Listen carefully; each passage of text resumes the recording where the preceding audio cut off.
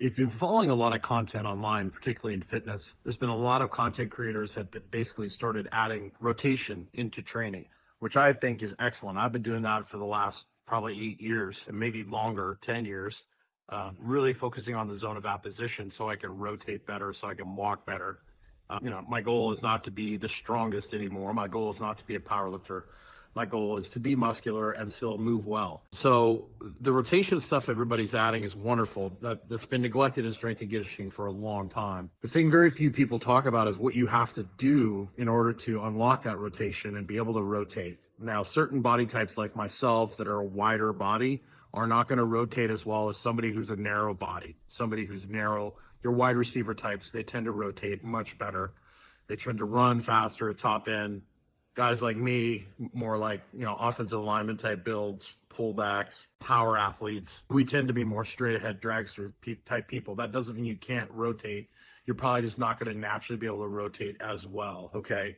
And my dog Rommel's out here with me, and he's trying to find a comfy place to lay down. My room's getting cleaned right now. So the zone of apposition, and the problem with this for traditional meatheads, and I put myself in the gym bro category, guys that have bench pressed and done the traditional lifts for a long time, is you're constantly being told to pin your shoulder blades together, stick your chest out, arch off the bench. You do that on your pull downs, you do it on your rows, people's rib cage and their pelvis, they're doing a row and it's dumped down.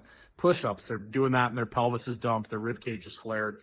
They're doing curls like that. They're doing tricep extensions like that. They're doing every exercise with an arch. They're doing lunges with a hard arch because that's how they get the most stability. And so what happens is if you go to try and rotate and you're arched, you get that rib flare and the pelvis dump forward, you're not going to be able to turn very well, and it's going to cause some issues for you. So the best thing you can do in the beginning to unlock your ability to move better is get your pelvis and your rib cage lined up. So stop overly aggressively pulling your shoulder blades together. Start doing more reaching exercises. I start with dumbbell floor press. You'll be shocked if you don't jam your shoulder blades together really hard, how much harder the press is at the top. Really good for shoulder stability. Also, when you're doing pull downs, make sure you're stacked. I like to do alternate pull downs to get my rib cage moving. I like to do rows where I make sure I'm stacked. I do like seated in a deep squat curls to open my upper back up and things like that. So I try to do things to give me some flexion, right? And that's why the Jefferson curl, if implemented with light loads, starting with body weight, gets a lot of guys who've been in the gym for a long time moving much better, is because they've done so much things in extension, and extension is their strongest pattern that getting into flexion makes them feel better, makes them move better. Now, is that the best exercise for you? I don't know, but starting very conservatively with a broomstick or just your own body weight and working your way up and through it, I don't think you have to lift massive amounts of weight doing it, but doing some things that's why backwards bear crawls, particularly for someone like me, are very good, because you get upward rotation of the shoulder blade and the scapula. The pelvis gets posteriorly tilted, so you get the opposite. And that's the thing about movement and about anything, really. There's two extremes, and you don't want to live on either side, but you want to be able to switch from one to the other. And a lot of guys that lift weights, heavy weights in particular, for a long time, they get stuck in that extension pattern.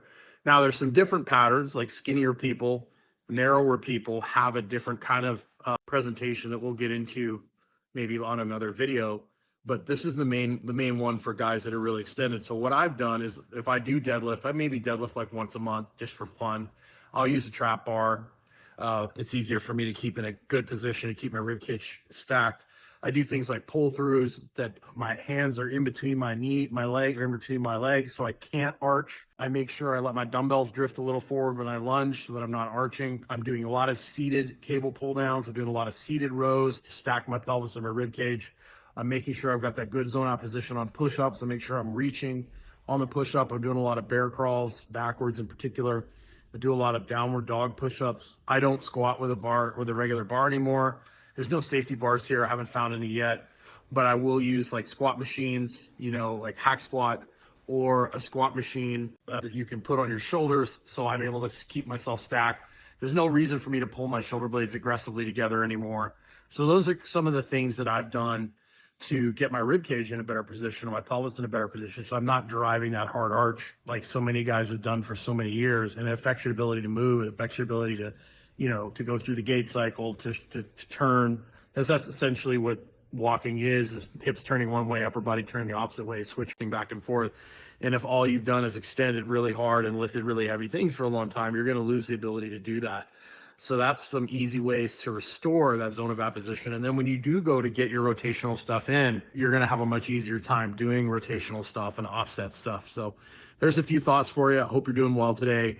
And make sure you take the time to get outside. Please like and subscribe. I'd appreciate it. And we'll see you.